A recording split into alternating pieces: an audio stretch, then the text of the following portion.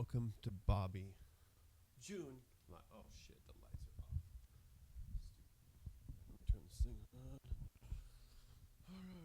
on. Hi everybody, welcome to Bobby June Live. Lights on. All right. This is the collection of robots that were extracted from the studio. So if anybody wants to start a podcast with Switcher Studio, we are getting rid of those.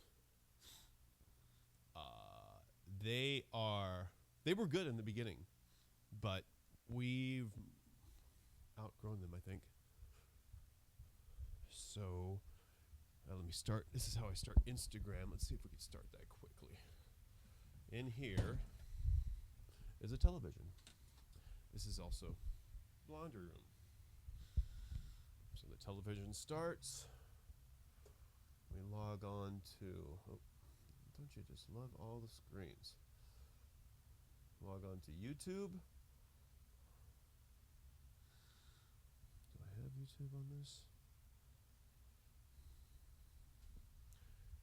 Bring up the camera. Or bring up Instagram. No, I don't. I think I might have moved everything. Yep, never mind. Everything is chaotic right now. So,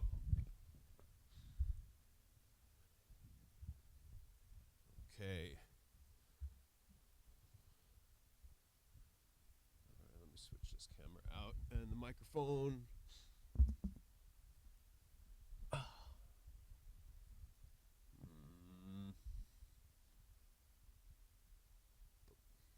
Hey, what's up? Oh. Hold on. I'll be right back.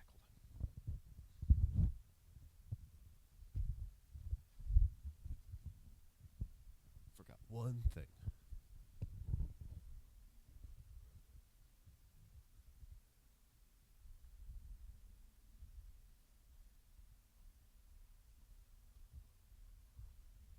And I cannot find it. I'm in my office. I'm still looking. Hold on 1 second. Oh my God.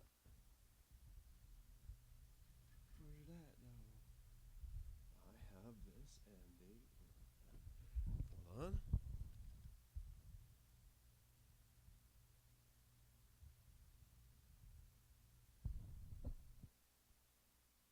Okay.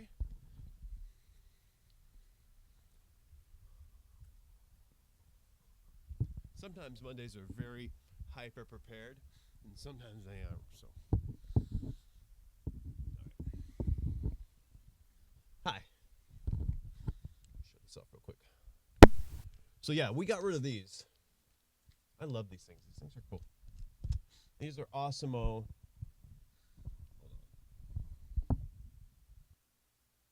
These are awesome-o.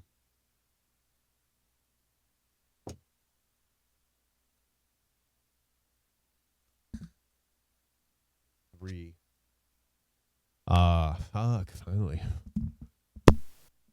So these are the robots we used to use.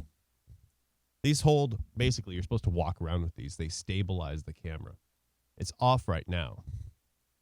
But when you turn it on, it goes into that mode, and then we use it in this mode. And what that does is it stabilizes the camera.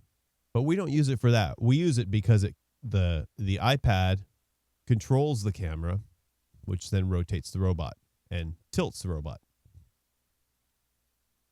And these were great initially, and I love them. But we're getting rid of all the iPhones. I have 18 or 19 cameras as iPhones, or iPhones as cameras. Shut down, dude. And then a slew of other ones that display all of the graphics you see. So that technology is we're bouncing out of that. So I'm using this. I'm using the isolation as an upgrade because it just is helping me concentrate on making the show better for you guys. Visually, content wise, yeah, okay.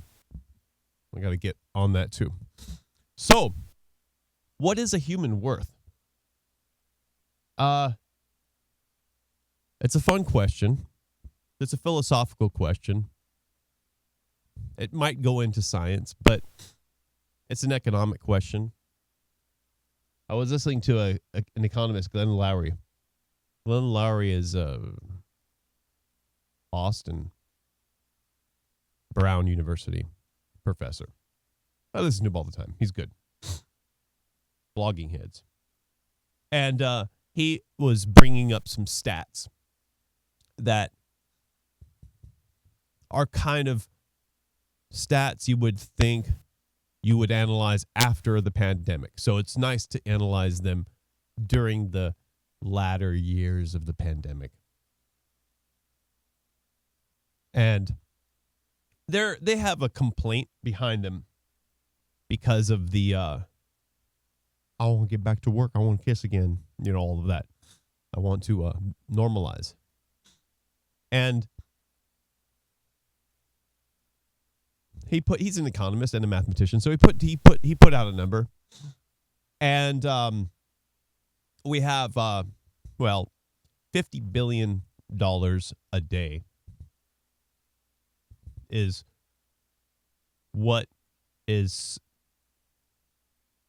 subtracted from our coffers at a rate of an approximate a shutdown of 200 days. So those two numbers are the critical numbers. 200 days shutdown. It's like an estimation, a mid-level estimation, but still a fairly long one.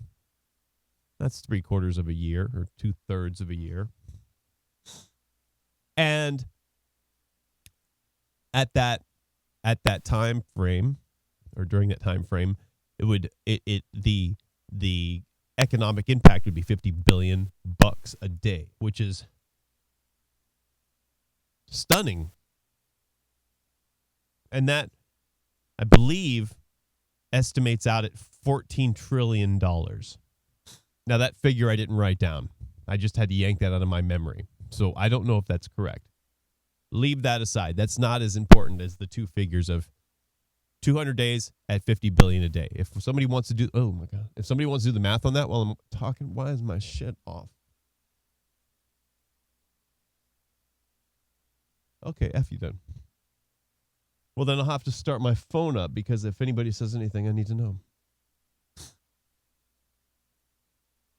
So $50 billion a day. This is not and that stat is not a shutdown of every single business in the United States stat. That's a averaged shutdown of what you would generally think is the shutdown quantity. Midas tires, not quite open. Jack in the Box open. So, I got in my notifications. New emergency economic relief is available. I haven't seen mine. Let me know if you've seen yours. All right.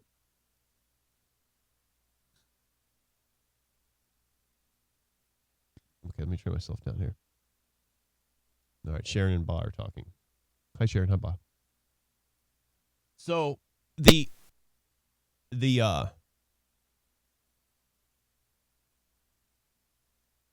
basically what you're going to end up with those two dollar amounts are the value of a human being.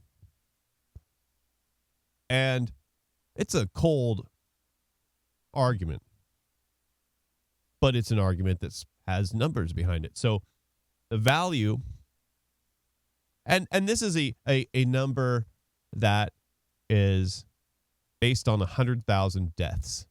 So the number's slightly high. So as to reduce the final number, down a little bit. Everything's conservative, one would say. So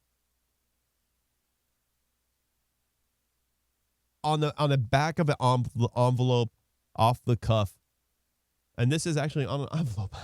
It's on the front of an envelope. chase, the average, that's if we stop this at 200 days and stop the spending of money. If we stop at 200 days and stop the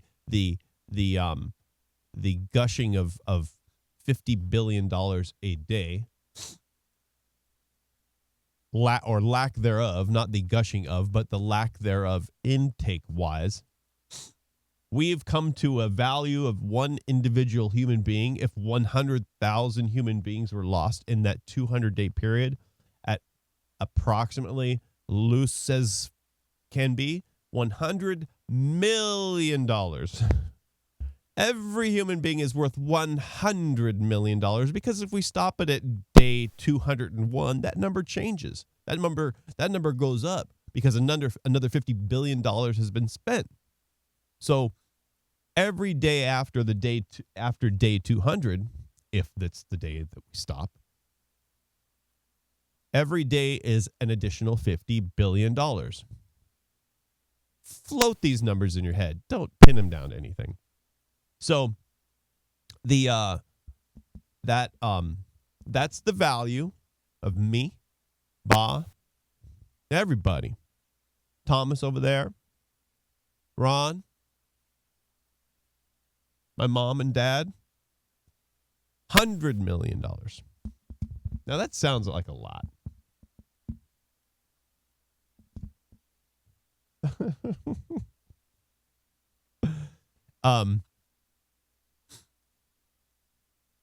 Ba has like 5 Facebook accounts. I see Ba's watching on one account and then Ba's watching on another account. Ba, you don't have to watch the show on 2 different devices, do you?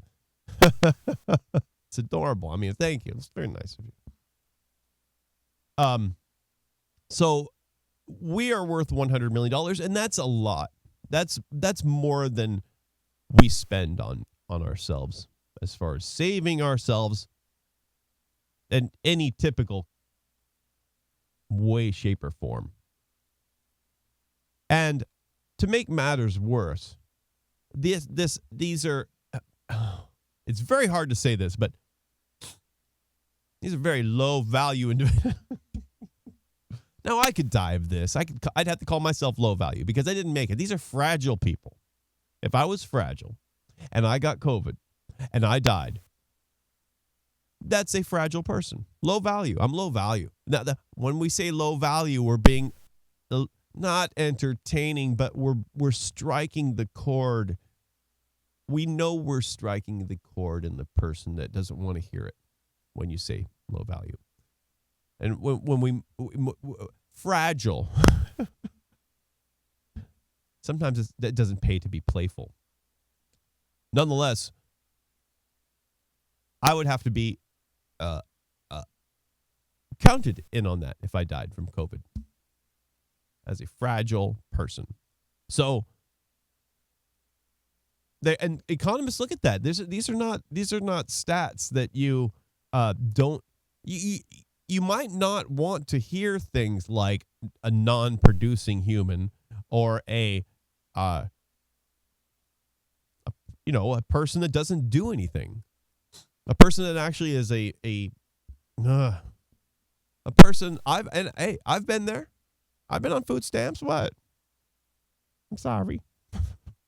But at that moment in my life, I was not a producing individual. I was a burden on society. No money coming in, free food. Okay? It happens. So, an economist adds those up. Maybe in the privacy of his own office, but her own office.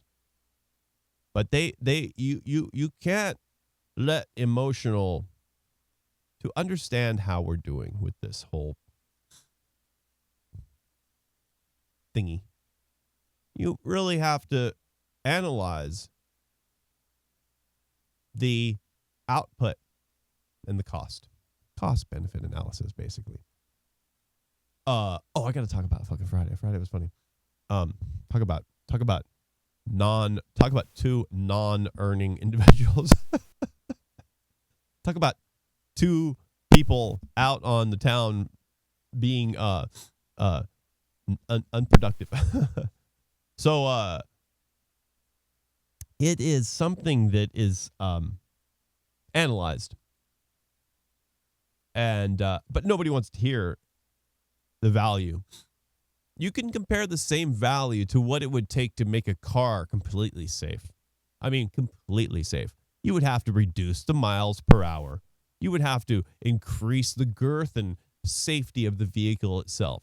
You would have to, therefore, increase gas and cost, and everything would change based on the survivability of human accidents, which is at this rate, I think we're at 40,000 people dead a year due to vehicular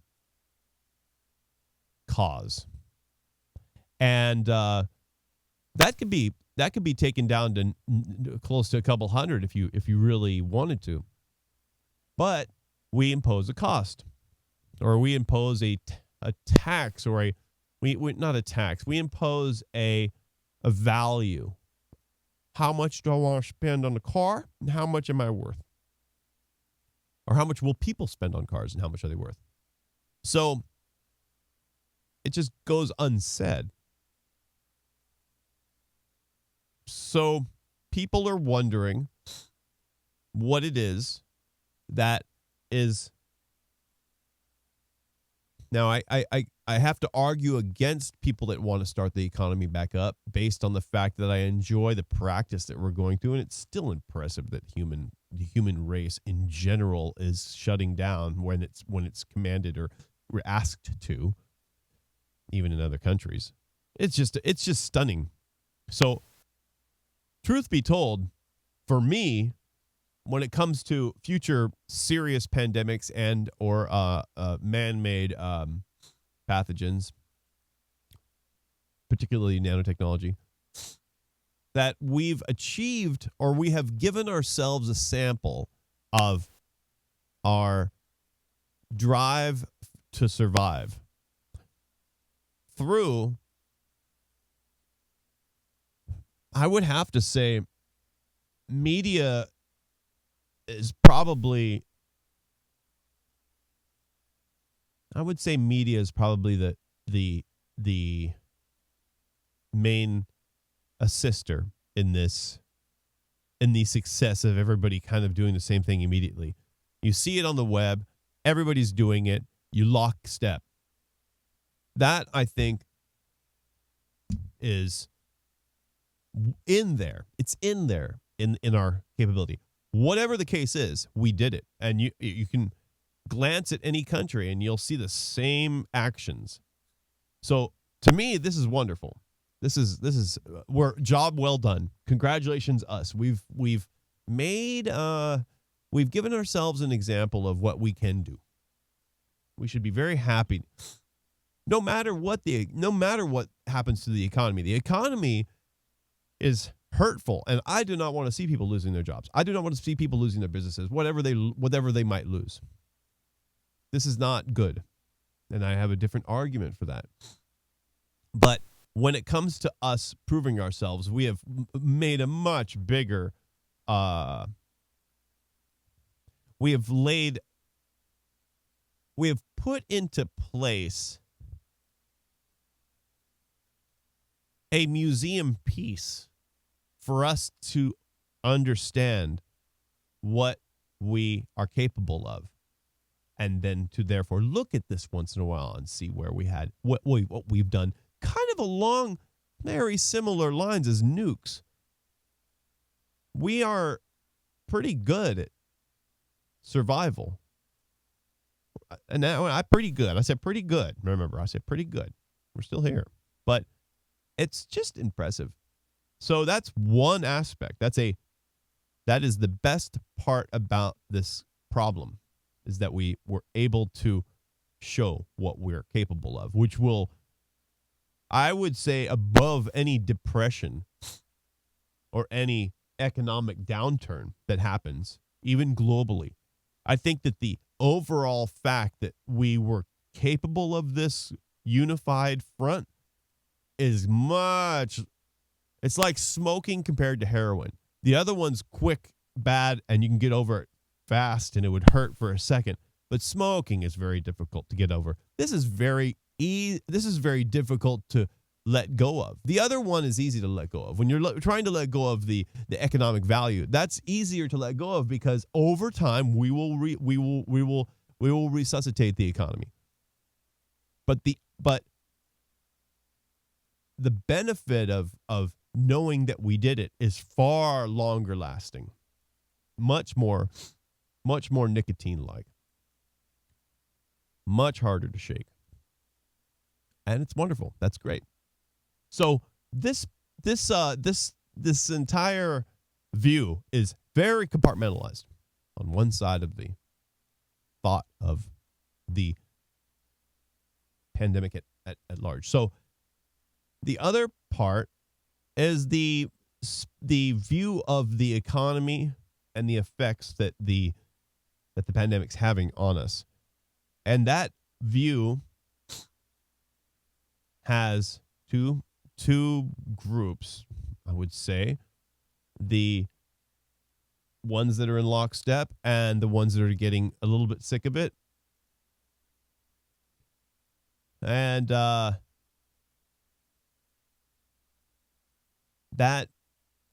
number's growing on the latter number is growing. So that's a different animal. And it's really difficult to understand which part to take because everybody is a little bit late to the game. So masks should have I can't even get into a store without a mask. It seems like that should have happened a long time ago. So just looking at the lag of action is enough to make you a little disturbed as far as what it is that's causing this lag. And it seems like there's a little bit of misinformation and poor reaction. It's when you see hundreds and hundreds of people riding in their car or walking in a field with a mask on, you start to get a little bit concerned about the decision making of regular human beings. Now I know we're all please I'm lower on the scale than some of the people I look up to. So everybody's got a different take on the world everybody's got a different capability. So some people are going to be a little more fearful and some people are going to be a little more illogical and some people are going to overreact. Okay. But what's concerning me is the volume of people. It's a little bit simple. Okay, just hear me out for a second. The simplicity is embarrassing. I'm not excited about this analysis, but the volume of people that are wearing their masks at the wrong time are so it's such a big number that it makes me worry about the entire project. It makes me worry about the whole thing.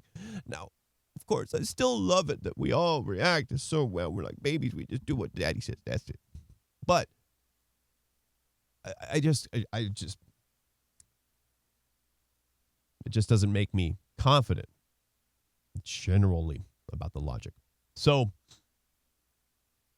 fine. I'm okay with that, like toilet paper. That's fine. Go ahead and exercise your concern.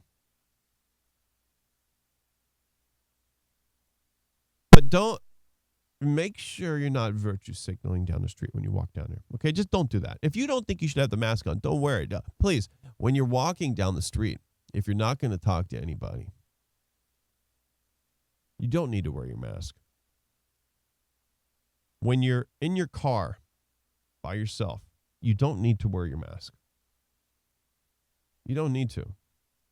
It's not You have to think about the droplet situation, the quantity of air particles, how long it lasts, especially in the sun. Please don't make it into more than it is, even though I'd rather take that than the antithesis, which would be nobody gives a damn. So, okay. But it's also a clear indicator of the worry warthood that we go through. So, I'm just a hypocrite because I just roll around saying, oh, I'm so happy we reacted so well. We're just like dutiful ants building the colony perfectly. Oh, man, look at us. We running around. Then when it goes too far, I complain in the other direction. I'm sorry. I can have a bifurcated mind, and I think that's kind of why the mind's separated in half. So the problem I have with the and I'll use the mask wearers as a target because it makes it a little fun and simple, and it's much easier to direct your concern towards. Easier for you guys to know what I'm talking about. And everybody's wearing. You have to. And I'm not talking about the people who wear the mask in the store. I'm talking about the people who wear the mask in their up window car. I'm talking about those people.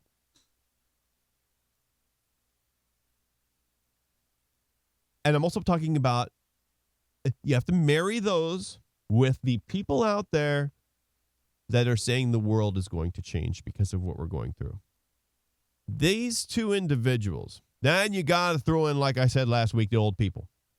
Old men. Those two old men I talked to. This is a trifecta that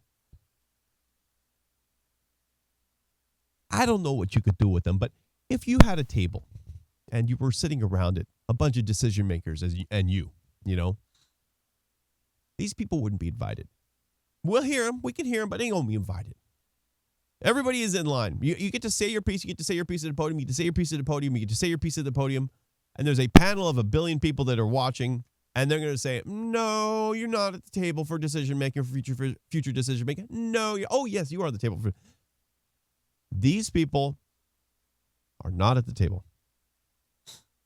And let me let me iron out that fact. I'm thinking, developing this on the fly. People that drive around with the mask on in the car or in a field with a mask on by themselves. Those people are not at the table of what happens after this goes away. Those people are definitely not at the table. Other people are not at the table, old people. Sorry. I'm sorry. I've heard it. I don't want to hear it. I don't want to hear it. I don't want to hear the recession makers come out of their golden caskets and start waving the flag of inevitability. I don't need it. When I hear a hiccup in the economy and then I see the news and then I hear people yammering, there's going to be a recession. There's going to be a recession. There's going to be a recession. And then we have a recession. These people are part of the recession. So I do not want these two old men coming out of their golden casket and telling us after the world has really helped them that now we're going to have everything's going to change. No. You and the people with the masks on in the car, I love you. I love you. I love you. But you guys are not you're not at the table. You're not going to be at the table of decision making.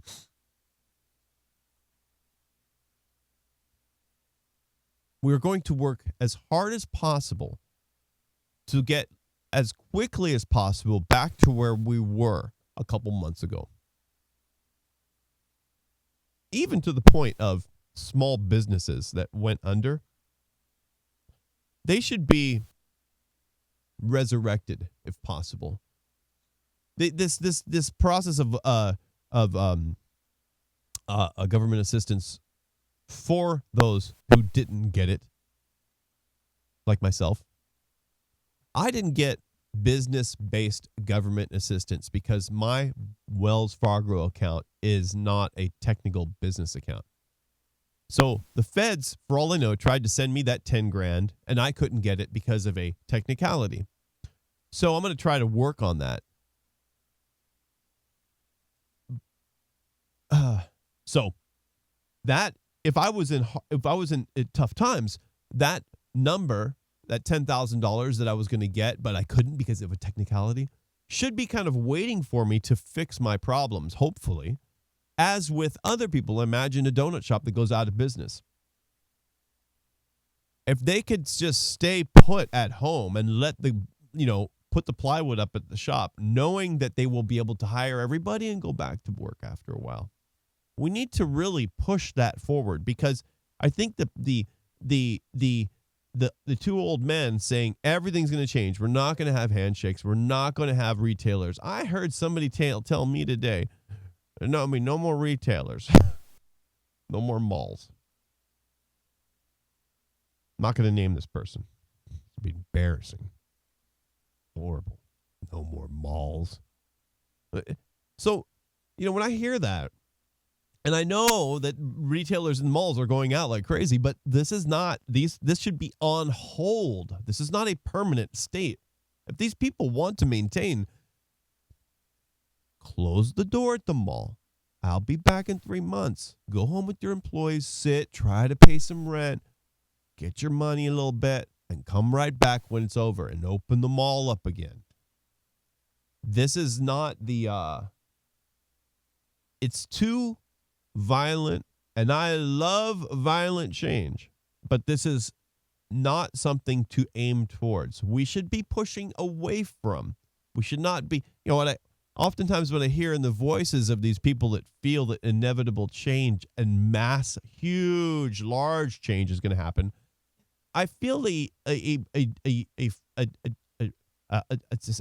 pitch or an octave of yearning or hope that it changes, and it's just too much. It's not good for us to have this level of change, and it's not necessary. If we can't help some of these donut shops, then okay, then you're going to have a cleansing of sorts for the weakest places, unfortunately. But that is not, we have to fight away the feds. If we're going to spend, the same amount of money to defend our ego after 9/11, which is valid, $17 trillion, some ridiculous number, I forget what it was. If we're going to spend that amount of money on our ego, and I don't want to say ego, because ego is, you think of it as like a selfish emotion. Not even really an emotion. You can, when you start talking about pride, you're talking about now the more accurate statement. Then the nation after 9/11 had to recover. We cannot live with a black eye. It just wasn't going to happen. It just would. The demotion was too large. It was too much. You had to do something about it. It would have ruined us as the country that is number one in the world. We have to maintain that. Okay, you could let it go, and you could just fall away after being struck so hard and not doing anything about it. But you had to do something about it. It sucked, but you had to. So we spent $17 trillion or whatever the number was on that. Now, if we don't manage this feeling, and that's what we're talking about here. We're talking about an overall feeling. If we don't achieve buoyancy to a degree, we don't need to be elated, but some type of lift, we are going to change.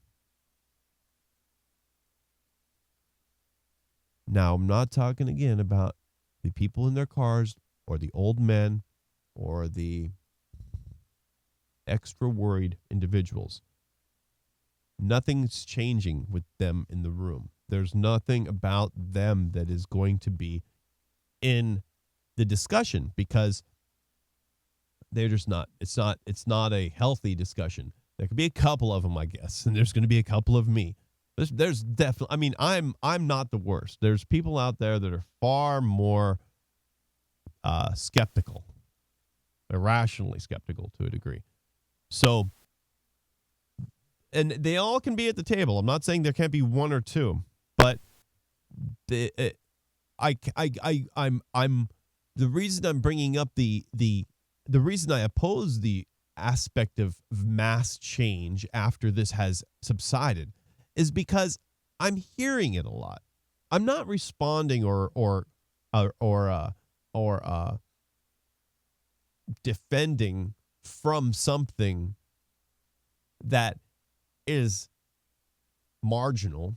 I'm talking about where I see it going. And that's why I bring up a recession. When you start to hear that word, it's happening. I mean, it's a done deal. It's almost like the media enjoy talking about that. It's like the media's doomsday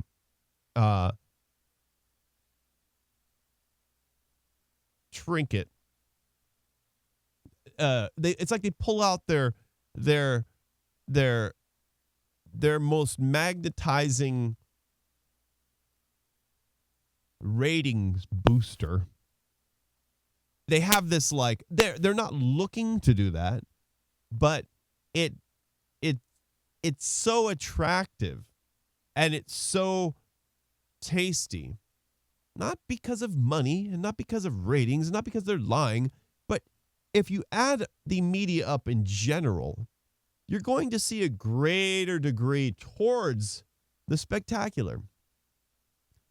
And that is a spectacular topic. And that's something the media needs to work on, by the way, the weighted balance towards the spectacular. I mean, we like to be entertained, but you guys really. So that entire view, and the reason I bring it up again is because that entire view of change, we're never going to shake hands. We're not going to have malls. There's not going to be any retailers. God forbid you hug. Oh man, we're keeping masks on us. The moment the flu season comes, everybody's in masks. Have we needed it yet? I mean, yes, of course, there's a cost-benefit analysis you can apply. I mean, you can apply that to the flu every year. You can board up all the old people every year for the flu. Every year when the flu comes, board up the old. Put them in houses. Flu houses. That's what we should have. We should have flu underground. All the old people, get in line and get underground. It's flu season. We'll save every single one of them. Get under there. Don't say anything. So it's nothing is and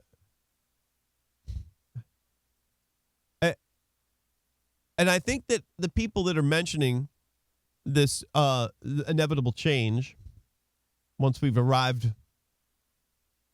emerged from the corona is that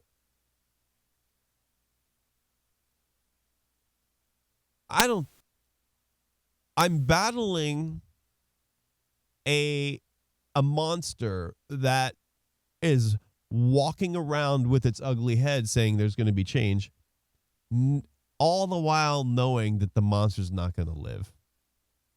The monster is short-lived. It is part. So let me go to the good side of this story. The bad side is a bunch of people have said we're going to change, and they're crazy for even putting that on the table. The good part of the story is that we're not going to change because there's a few reasons. I mean, first off, it's very difficult. It's much easier to go back to what you were doing, even if the road back is littered with barriers and barbed wire. It's much more difficult to invent new from a lot of individuals, including business owners. It's very difficult to do that. It's much easier to tear down the plywood, call up the old Gap employees, bring them back, start it up. On top of that,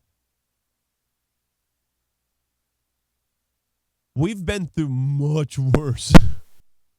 The pandemic universe is littered with so many more corpses than what we've dealt with right now, and we're still hugging. So nothing about us is going to change. I mean, you've had like half of Europe wiped out, and maybe even more. So there's the change is not. It might occur for a short period of time, but I don't even want that. We have to remember to really preserve the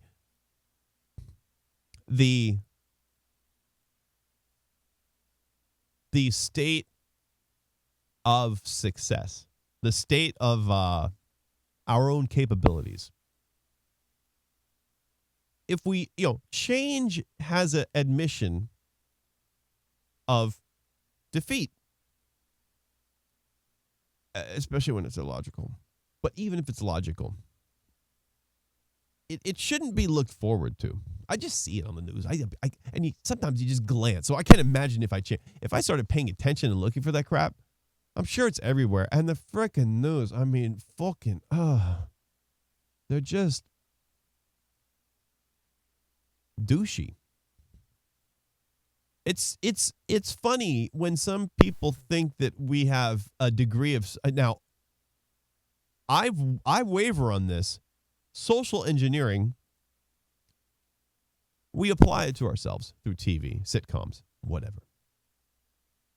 But when you see this type of delivery, you wonder where are the philosophical guides? Where are the why? Here's another interesting one. Oh my God, the feds are fucking. I would love to know. You know what we need? We need a list of people who the fuck they're talking to, because I have in my YouTube channel everybody that they should be talking to. I love philosophy. I am all about science, and I can't get enough of it. And I know the big speakers in both arenas, old and new, risk takers and traditionalists. You name it. You name a science strain. You name a philosophical or psychological strain. I've got people I like. Boom, boom, boom, boom, boom. The feds not talking to any of them. You would think, and I'm assuming there's two choices here. One, they have their own that are secret that I've never heard of. Like they must, when something severe happens like this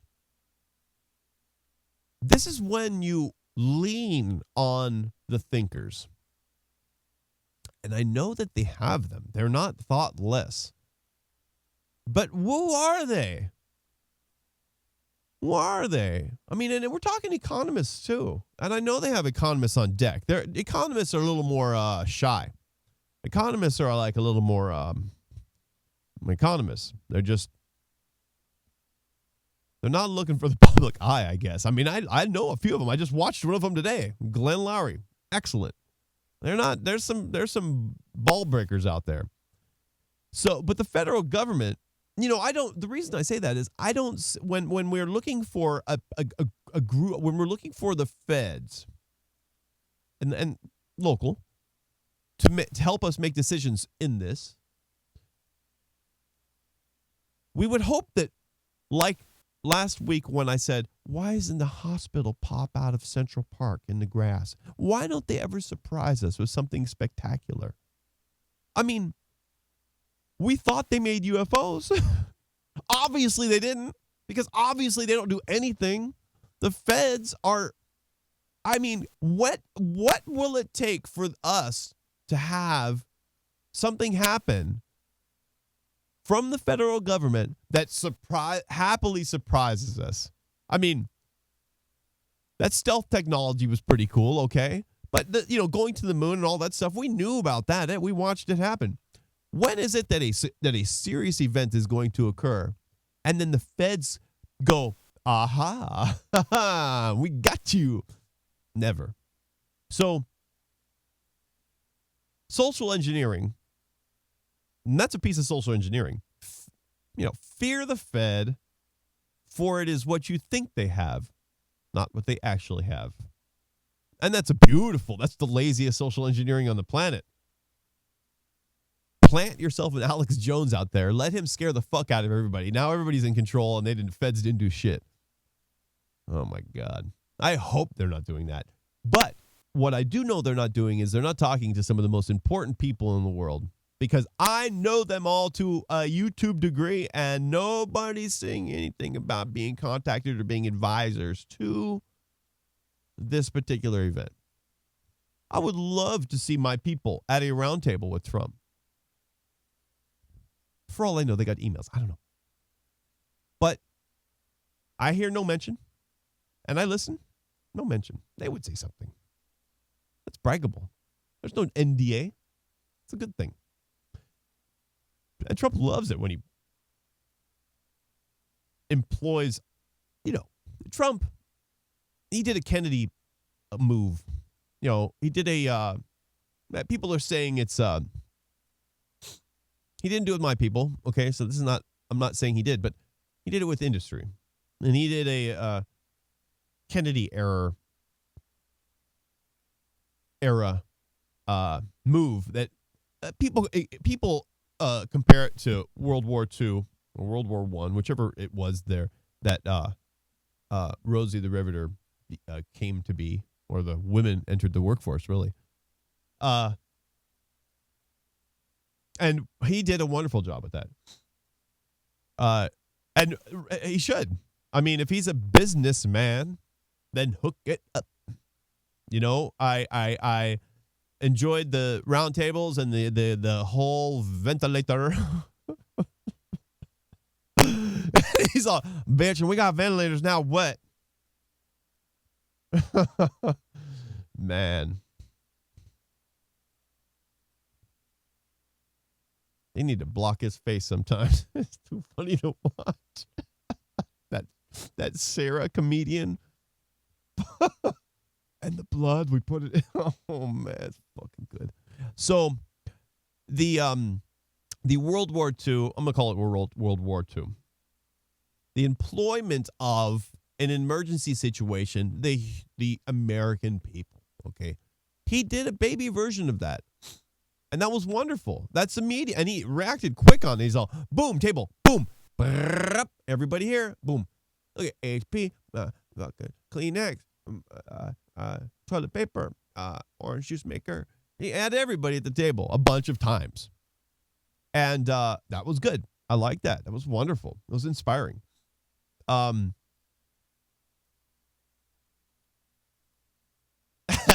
He's just such a knucklehead. My Trumpy. Fucking. So he's so that's all happening, right? Okay, fine. Do your thing. and points were made on that show I watched today that there is a very we might be lucky that the what do they call them? I forget what he called them. It's an old term. It might be a good thing that Trump's president during this, because if he had a goddamn Kamala Harris as a president trying to implement this, you would have large portions of the United States not buying it as well. Because of the United States, my people in the middle are harder nuts to turn. Okay. Trump can turn them, but not the others. So this is a good thing for the overall view, I believe. The closer to cohesion,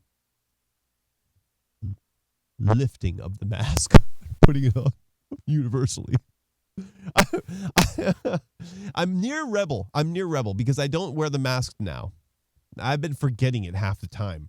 But I go to 99-cent store, but got a mask on, sent me. And I see the looks. I got, by the way, I got yelled at for the first time. I'm in 99-cent store yesterday without a mask. And I got one pace too close to the woman in front of me. And she said, you're supposed to wear a mask. And why are you so close to me? I was still in my area of standing, this distance thing. And I said, you're right. You're right. I mean, I should have the mask on. I forgot my mask at home. I'm a little bit of a believer that we're kind of rolling through it right now. But okay, no, you're absolutely right. Sorry about that.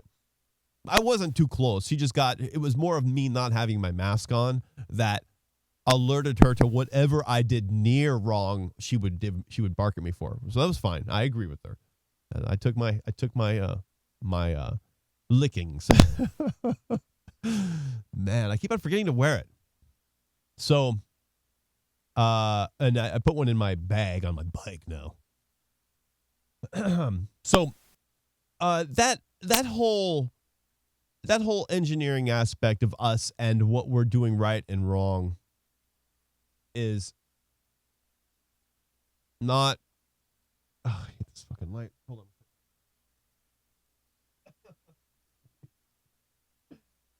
Let's see. Hold on. Wait. Hold on, let me brighten this up. That other light. If this light's on down here, watch. Come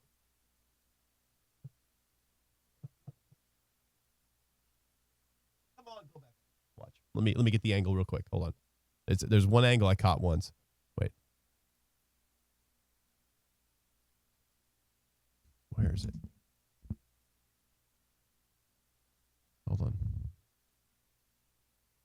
Is it because of this? Hold on. Let me get it. Close. Yeah, there's I get a very Hitler-like mustache applied. Wait, hold on. Yeah, it comes and goes. I can't find it. But anyway, I don't like it for that and other reasons. I saw it a couple times. I'm like, oh my God. So that whole process of well, I just hope for proper social engineering. I'm like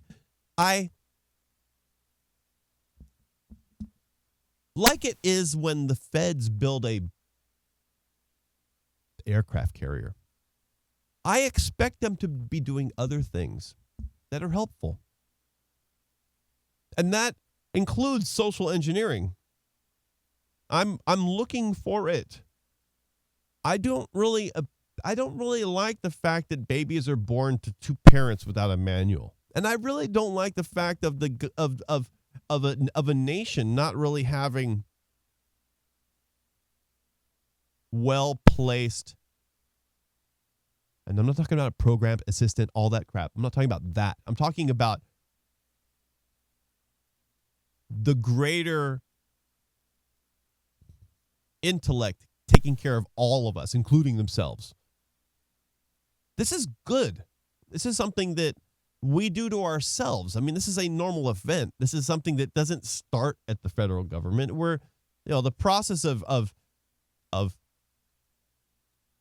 self-assured survival amongst a group is interpersonal and social engineering is a part of the whole picture. It sounds bad, okay? Social engineering sounds like it's not. It's natural. It's natural. Just eat the pill and shut the fuck up. So when I don't see my people in the room, I like seeing Procter & Gamble. I like seeing who else was in the room? Honda. No, Honda wasn't there. Not Japanese. And Trump is really going to score some points on this motherfucking American self-made shit after this. He's going to be revving up. And it's funny he's not tooting that horn too much, man. Anywho, I don't see the other side of the coin. I like the functional aspect. Of course, bring all the smarties in. I love it. Not the smarties. Bring all the business. Bring all the functional cogs in. But where are the smarties? Where are the people that are telling us how it should be handled? Where are the people that are saying, where are the philosophical economists? Where are the really that's about it, right? Where are the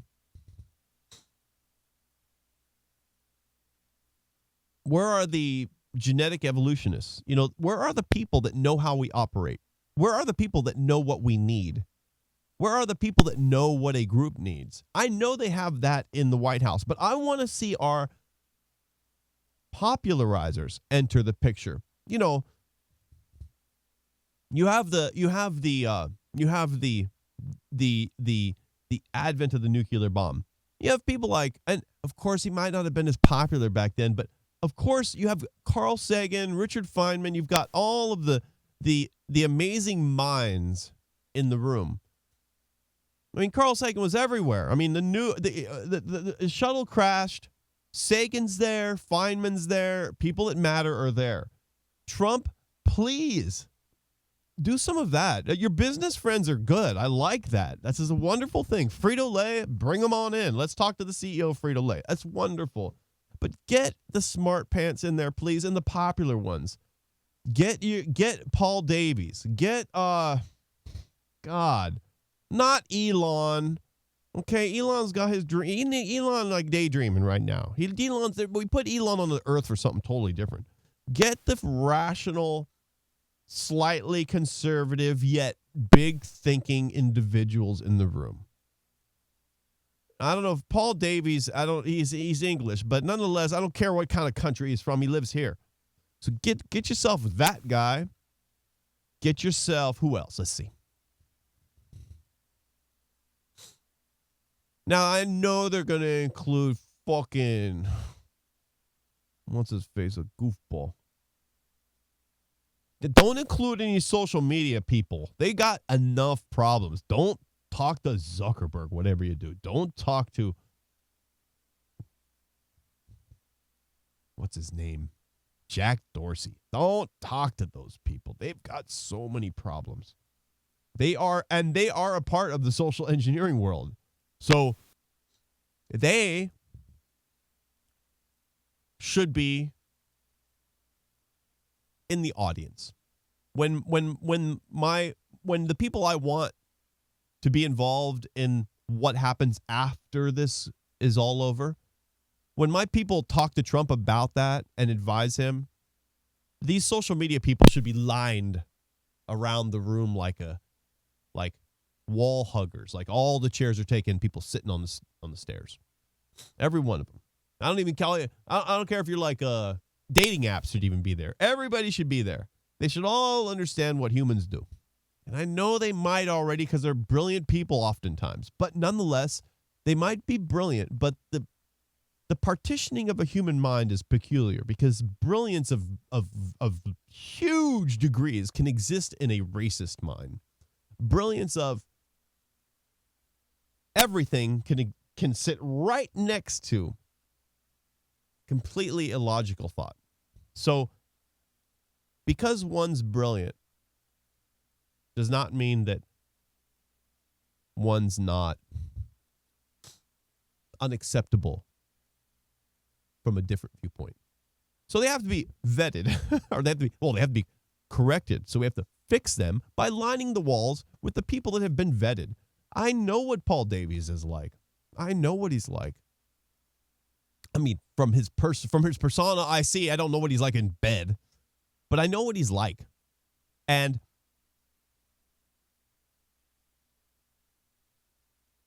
he's gone through it. So you have much more trust in the guy. So Jack Dorsey, Zuckerberg, God damn, quit putting his ass on TV. It's so perfect for that role. Crappy app, crappy face. Anyway, those people should watch Trump talk to Davies and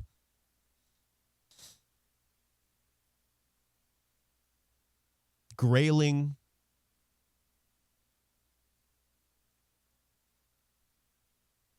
I don't have names on top of my head right now, but AC Grayling. I got a bunch of risk takers. I'm trying to eliminate. I'm trying to bring up the rational, slightly older, measured thinkers. They need to watch what happens because Trump needs to say, now, okay, we have 330 million people or 350 million people. How do we handle, and I know they already did this, I'm sure, but they need to ask the people I want them to ask. I don't care if he's got what he thinks is smart around. I want him to ask, you know what?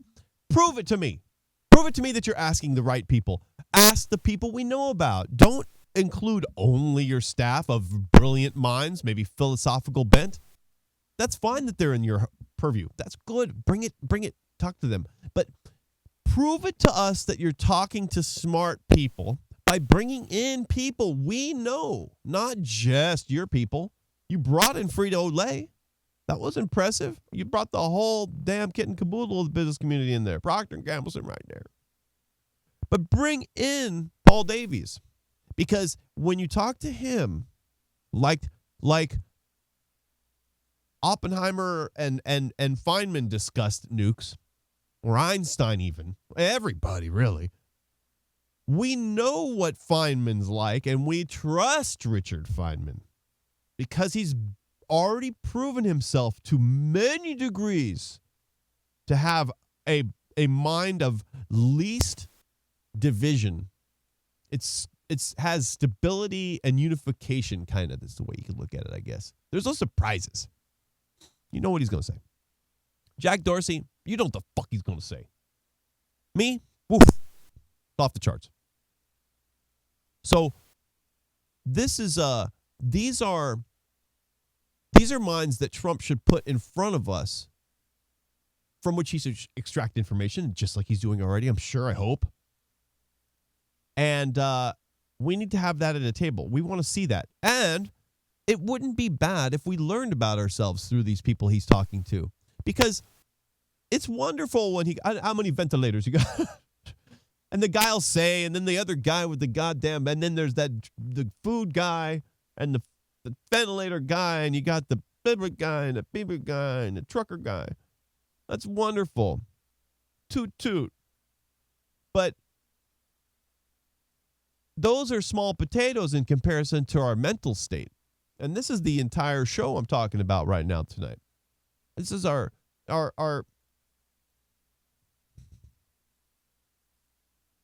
we come out of this is how we think about it.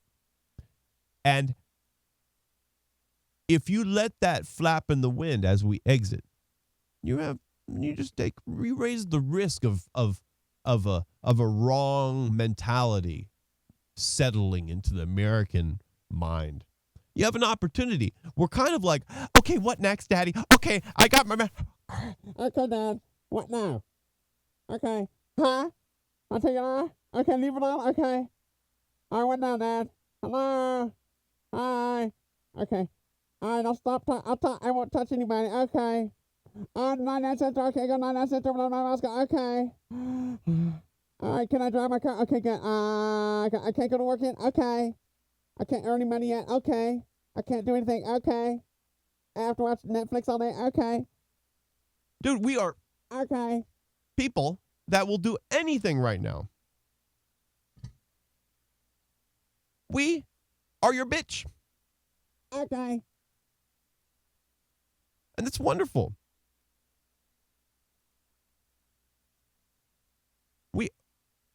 I think everybody's mind is completely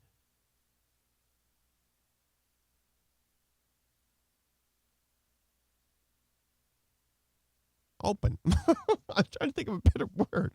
It's just our mind is looking for advice or direction. this is the social engineering. It's another part of the entire thing. The federal government, we might complain all the time, but you know more. Okay, show it. Do it. Get Paul Davies at the table, motherfucker. Make it happen. Be about it, though. I'm sick of this,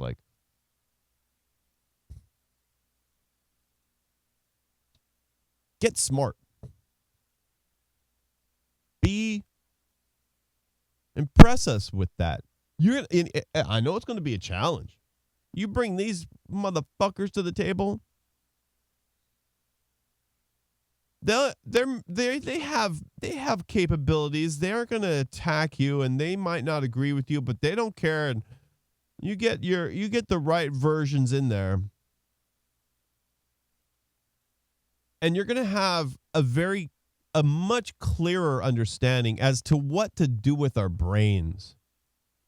Yeah, you made a ventilator, but what are you going to do with our brains? It's, and you're already there, Trump. You're already there. You want to get us back to work. And this is your business. And this is good. You want the economy. You rely on it. It's good, good, good, good, good. That's wonderful.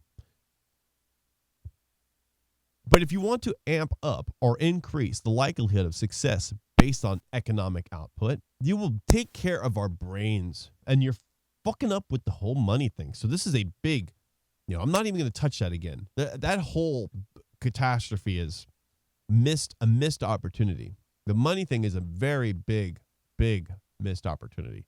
So don't let another one go by not taking care. You didn't take care of our pocketbooks. At least take care of our minds. You're doing fairly good in some aspects, but do it better by being. Look at the ancients. Look at the discussions of pick your century. Get Plato on us. Get Aristotle on us if you want. Do one of them. And the government is built on that. I mean, we are layers and layers and layers of philosophy. But unearth some of them for us in front of us. Bring out a Churchillian statement that will lift us. You have an opportunity. You should have did it with the check. Now you got to do it with the word. And you got to do it with a good word. And don't make something again.